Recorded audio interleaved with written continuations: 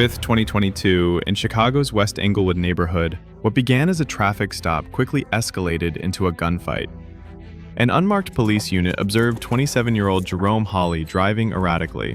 When officers signaled in to pull over, Hawley sped away, leading them on a brief pursuit that ended in a dead end. Without warning, he jumped out of his vehicle and opened fire on the officers, turning a routine stop into a sudden and deadly confrontation.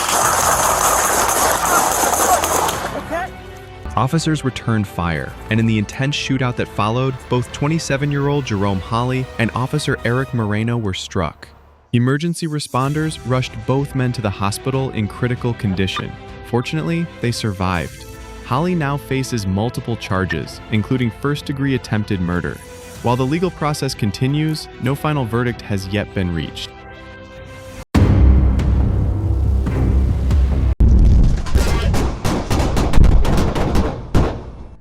On May 12, 2025, in downtown Nashville, police encountered 29-year-old Tadarius Malin Hunt on a city bridge, just one day after he allegedly shot a 44-year-old employee of the Nashville Rescue Mission. The victim, who had previously barred Hunt from the shelter, was shot multiple times and remains in critical condition. The city now watches closely as the investigation unfolds.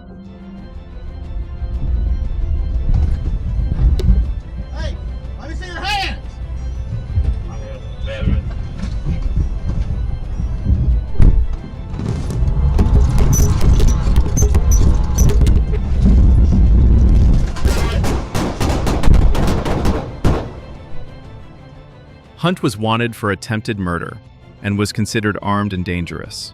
When officers located him on Division Street near 8th Avenue, he opened fire, striking Officer Clayton Lewis in the leg. Officers returned fire immediately, critically injuring Hunt during the exchange.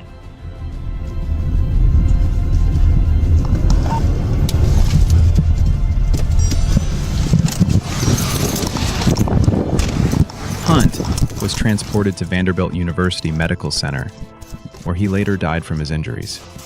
A 9mm handgun was recovered at the scene. Officer Clayton Lewis received treatment for his leg wound and was released from the hospital the same day.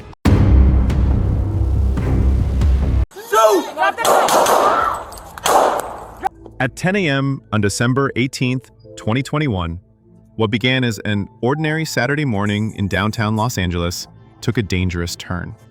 Police responded to an apartment complex on Wall Street after receiving reports of a man threatening to set the building on fire.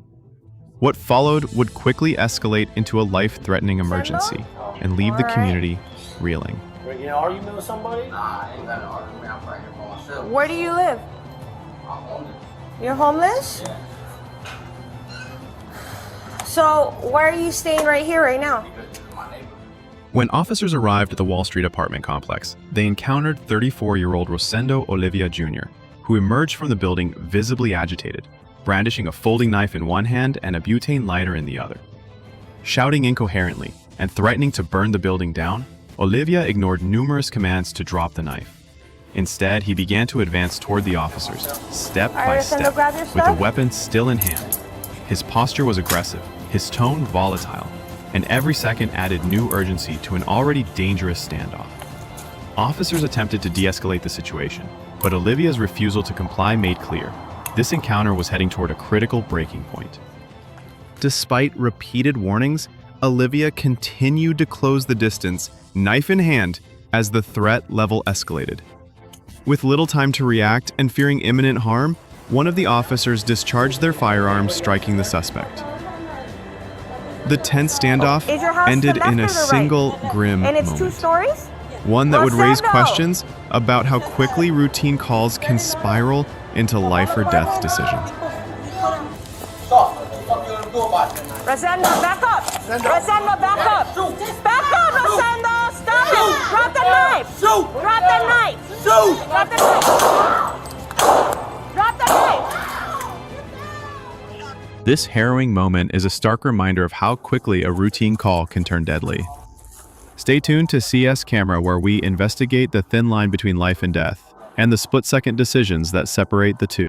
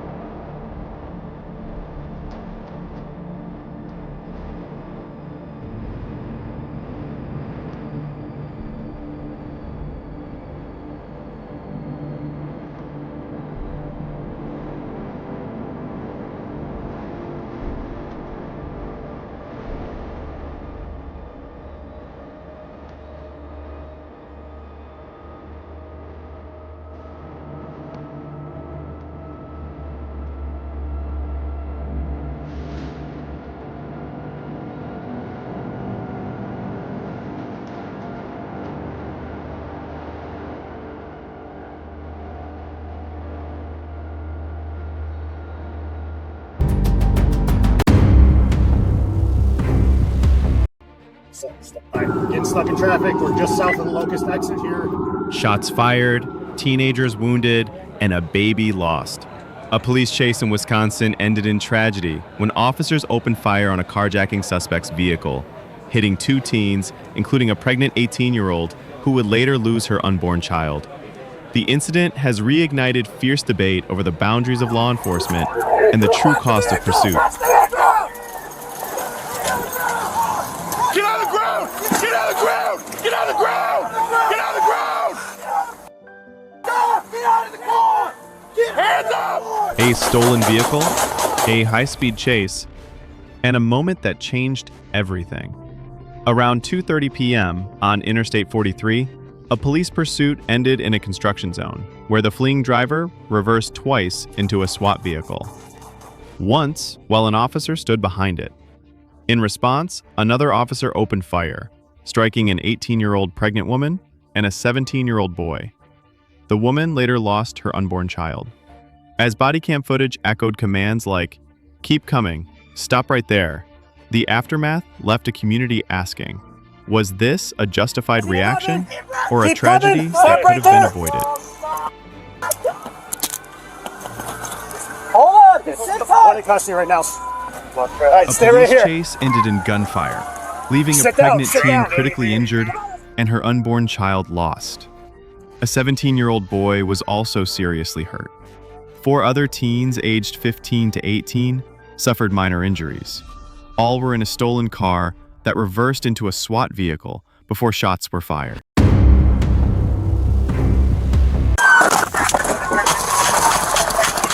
On the morning of March 16, 2024, near the Illinois-Wisconsin border, a suspected carjacker led police on a dangerous high-speed chase after fleeing across state lines.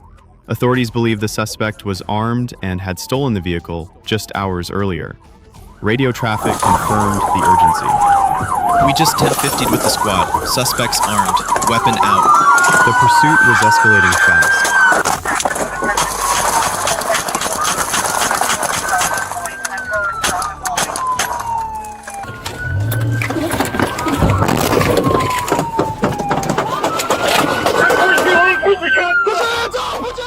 As officers closed in, they executed a forced stop.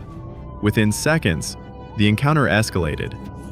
Fearing for their safety and that of those nearby, officers opened fire. The suspect was struck, bringing the high-speed chase to a sudden and violent end.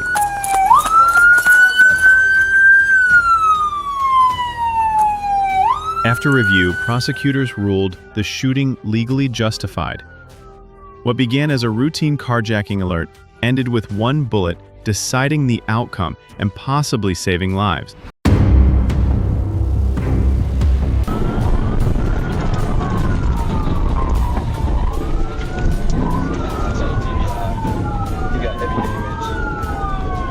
In 2024, Arkansas State Trooper Mike Lynn was monitoring traffic along US 67 when a radio alert came through.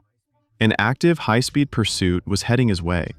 The suspect, behind the wheel of a red Dodge Ram 1500, was wanted on theft charges. Whether the truck was stolen or registered to him remained uncertain.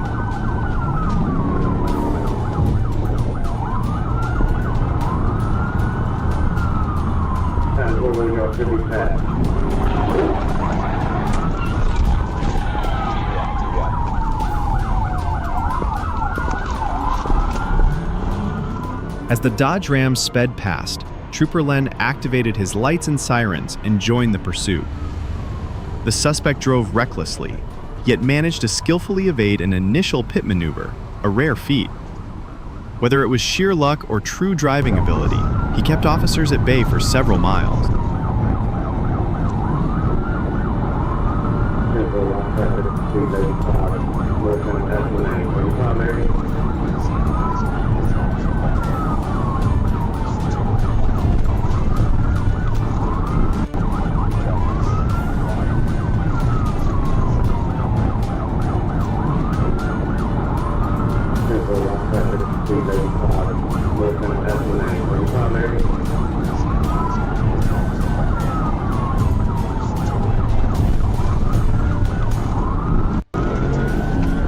However, Heavy traffic ahead began to slow the suspect down, giving Trooper Len the perfect opportunity to act.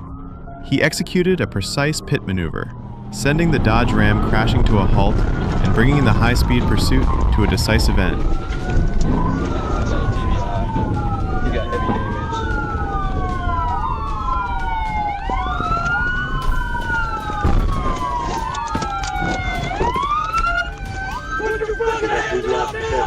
Put your fucking hands up! Climb out the fucking window! Got one to go. Climb out the fucking window now! After the crash, officers issued commands, eventually forcing the suspect out of the vehicle. Near the wreck, they discovered a bag containing a white, crystalline substance. Another similar bag was found in his pocket during the arrest. Thanks to quick action by law enforcement, another dangerous chase came to a close. While the suspect's identity and exact charges remain undisclosed, they are expected to include reckless driving, drug possession, and felony fleeing. Civilians involved in the crash were taken to a nearby hospital with complaints of head, neck, and back pain. Fortunately, no serious injuries were reported.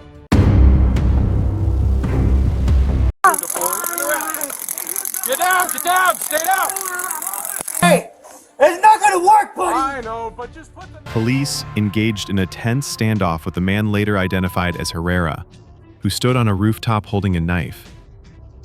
Despite repeated attempts to de-escalate the situation, Herrera remained unstable, heightening the danger with each passing moment.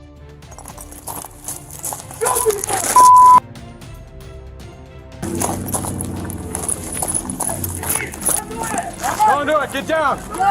Shoot me! Come on! Get down! Get down! Come on! Don't throw that brick! Don't throw the brick! Get back! Shoot me! Oh! Just stay right there! All I want to do is help you! You! All I want to do is help Come you! here! Get inside the house! When Herrera failed to respond to de-escalation attempts, officers deployed a taser to subdue him. As he began losing consciousness, police moved in quickly, handcuffed him, and placed him in the recovery position while calling for medical assistance. Turn on your gut now! Turn on your gut! Turn around! Get down! Get down! Stay down! Get down! Get the knife out! Get your taser out! Get out!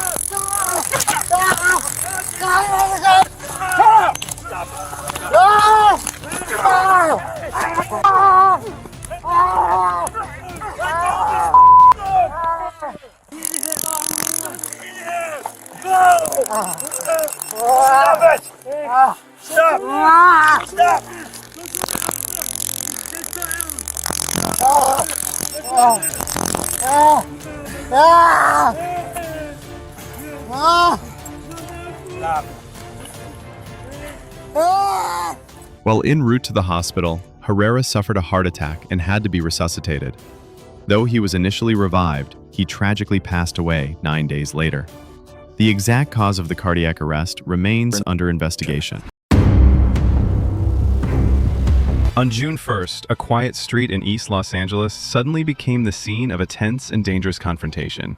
Deputies had arrived in response to a domestic violence call, and at first everything seemed under control, until the suspect blatantly ignored commands, spun around, and charged at an officer with intense aggression. One witness later described him as a walking weapon, a silent threat that brought a chilling stillness to the entire neighborhood. Hello? Can you step off, sir? Hey, step out, step out, step out. Can you step out? Come on. Please, bro. Please don't leave Step off, me, dude. bro. I need you to step off. Please don't leave me, bro. Can you just put your hands on your head for me, please? Please, bro. Take a... Please, bro. He's on the mark. Please, bro. Do not grab the knife. Please, bro. Please, bro. Do not grab the knife, man. Please, bro. Listen to me. You guys got me spinning on, bro. Listen to me. If he stands up, less lethal. Back up, back up. Please, please. I can't What's do your it, name? sir. I can't do it. Please, please. I can't do it. Please, somebody. Do not let anyone in that door, okay? Please, come on, man. Please, don't run on me. Please, please don't run up on me. Listen, Please don't run up on me. Come on, blood, don't run. no one wants to hurt you. Please, I'm telling you. Please drop the knife. See, like that's what y'all gonna do.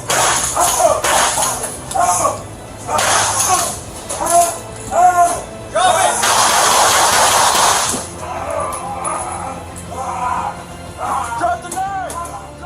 With only seconds to react and fearing serious harm, the deputy fired, stopping the threat as it charged.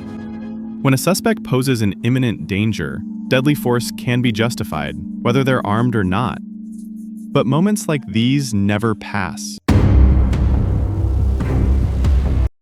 On the night of April 27, 2025, a domestic violence call brought two seasoned Cottonwood police officers, one with 5 years of experience, the other with 17, to a quiet neighborhood on South Vista Grande Drive. Within minutes of their arrival, the situation escalated rapidly, ending in the fatal shooting of 58-year-old David Coomer, a local resident. What happened in those critical moments remains under investigation as the community searches for answers. I want to get everybody out of the house just in case. Just hang out with your mom in the garage, please. Both officers were equipped with Axon body cameras, and that footage, now under review, may be key to understanding what went wrong. Thankfully, neither officer was injured during the confrontation.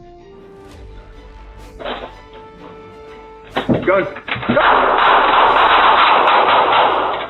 To ensure transparency and accountability, the Arizona Department of Public Safety's Major Incident Division has taken over the case and is conducting an independent criminal review.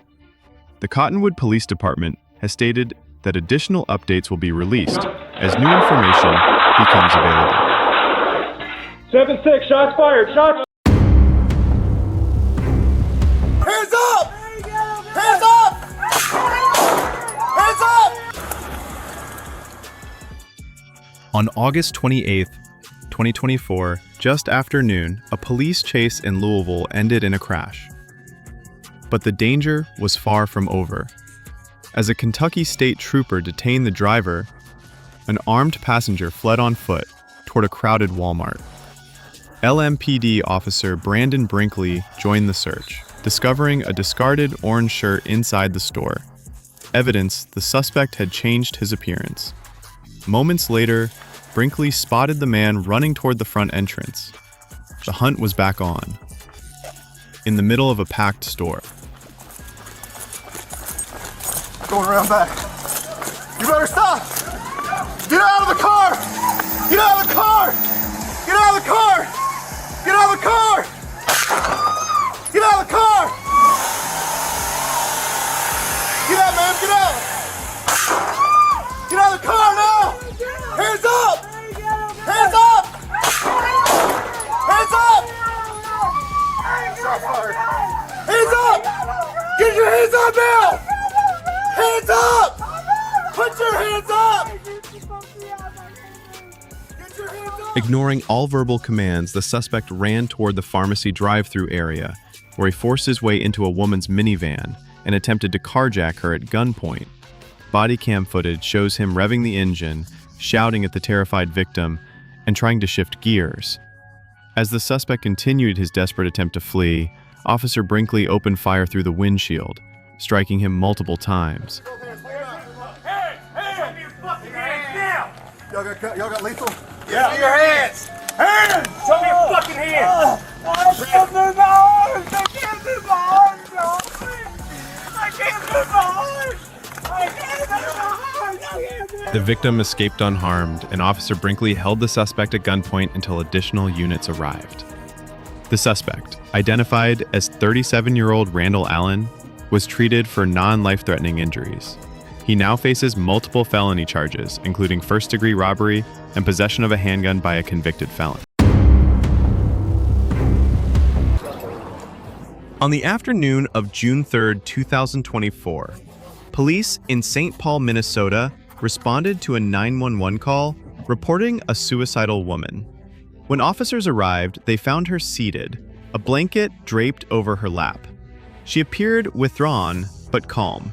Approaching cautiously, officers spoke gently, asking if she needed help, hoping to de-escalate the situation before it turned dangerous. What's going on? What's going on? She was turning blue on her mom, and she was just breathing. Are you okay, ma'am? Hey. Come on, it's okay. Are you okay? What's going on today? She's not okay. Oh, God. That's what I'm going to do. Hey, ma'am.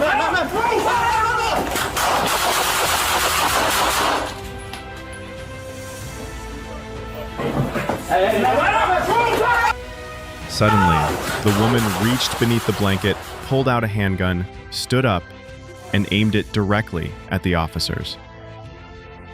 In that split second, faced with an immediate and life-threatening threat, officers Chizunis, Lau, and Lori simultaneously opened fire. Their response was instinctive, triggered by the sight of a raised weapon.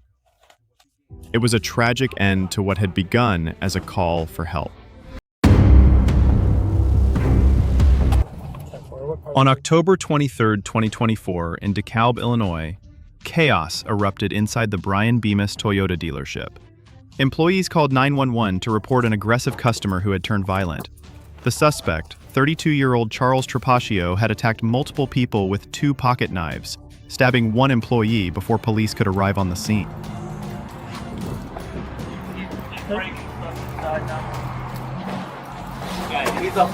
Breaking stuff inside.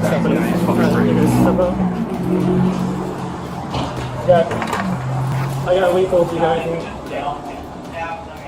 Officers responded quickly and confronted Charles Trapaccio, ordering him to drop the weapons. He refused, and then escalated the situation further by throwing one of the knives at them.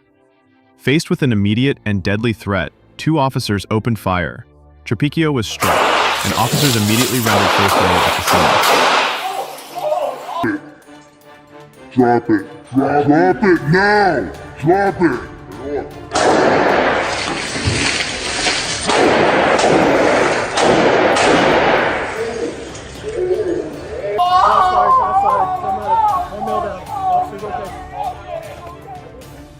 Trapaccio was transported to the hospital and remains under medical care.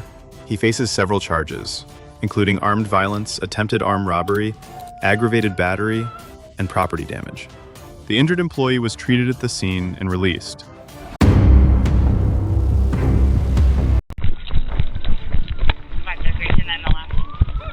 On October 21, 2024, in Edmond, Oklahoma, police received a disturbing report. A man had exposed himself to a young girl inside a local store. Acting swiftly, the Edmond Police Department shared a photo of the suspect on social media, asking for the public's help. Within 2 hours, multiple tips came in, placing the man in the same area. Hey, we're gonna go over here and talk outside real quick, alright? We're just gonna go ahead and talk. We're just gonna go here and talk out. We're just gonna talk outside for a second so we can get away from people. Officers responded to a nearby Chick-fil-A where they spotted the suspect, later identified as Jeffrey Osborne. To avoid alarming restaurant patrons, officers asked him to step outside. But instead of cooperating, Osborne fled on foot, prompting a pursuit. One officer gave chase and successfully deployed a taser, bringing Osborne down and taking him into custody.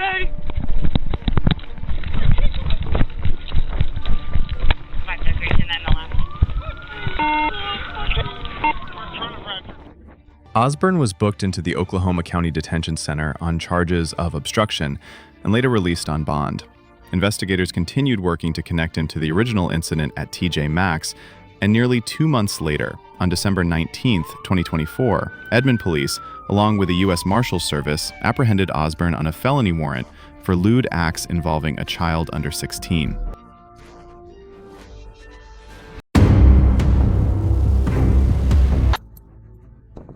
On February 23rd in Texas, an off-duty individual stole a police officer's firearm and opened fire, discharging over 8 rounds. One person was critically injured in the shooting. Authorities and security personnel acted swiftly, intervening to prevent further violence and taking the suspect into custody. Get him out. Is he shooting right now? Where's the store at? You go in and you make a right. It's called Casanova. It's right there on the left wall. 5'7". He was shot right now. Coming to go one. They're saying that he went that way. He's a short black male. He has on a black bandana and he has on a blue trench coat. There's gonna be a short black male with a blue bandana on the head. Black, blue trench coat. Black bandana, blue trench coat. Where is he running right now? They said that he ran that way. He has on white pants and some red like Stacy had. Okay, I just need somebody to come with me, so I can't just go in by myself. Our off-duty officer. Huh? Where's he at, the shirt? He's most likely dead. He fired over 8 shots at the officer. At the officer? Yes. Where at? In Casanova. I just said this 6 times. Where's Casanova? Where's Casanova?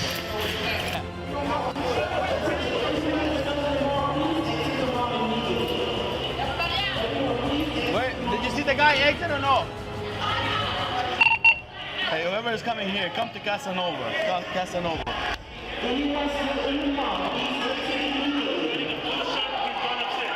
It's upstairs? So what I think on the Bel Air side or the Fairway side? With the label hanging in the Bel back. Air side, Bel Air side. Where? He went upstairs and I don't know where he went. He's wearing a blue shirt. When officers arrived at Plaza Americas, they were met with chaos. A hostile suspect on the scene, ignoring multiple commands and advancing aggressively. The situation escalated quickly, forcing officers to react under extreme pressure. Hey, I need all units, go one to the Bel Air side. I have the suspect right in front of me. Get on the ground, let me see your hands. Let me see your hands. Let me see your hands. Let me see your hands. Let me see your hands. Let me see your hands. Hey, let me see your hands. Let me see your hands. Drop the knife. Drop the knife. Hey, drop the knife. Drop. 5-7, shots fired. Shots fired. Shots fired. Hey, slow down. Hey, I know. I need to slow down. Back up. Back up. Back up. Turn around. Not secure. You're not secure. Hey, stay on the ground. Stay down. No. Hey, what? No. Hold on. As tensions escalated, officers fired 5 to 6 rounds to stop the threat. The suspect continued to resist, leading to a taser deployment before he was handcuffed. He was arrested, but later died from his injuries. Though the danger passed, the incident left the community shaken. Hey, I'm gonna go to Casanova. I'm gonna check on the officer.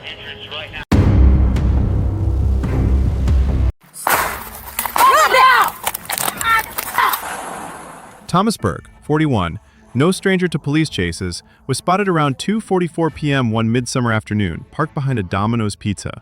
As officers approached, Burke leapt into the driver's seat and sped off without hesitation, as if the escape had been planned all along. He's pulling out. He's trying to pull out. Do not leave. Just stop. He's coming out. He's coming out.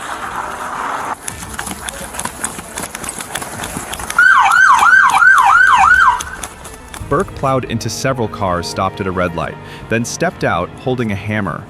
His face showed no panic, only defiance.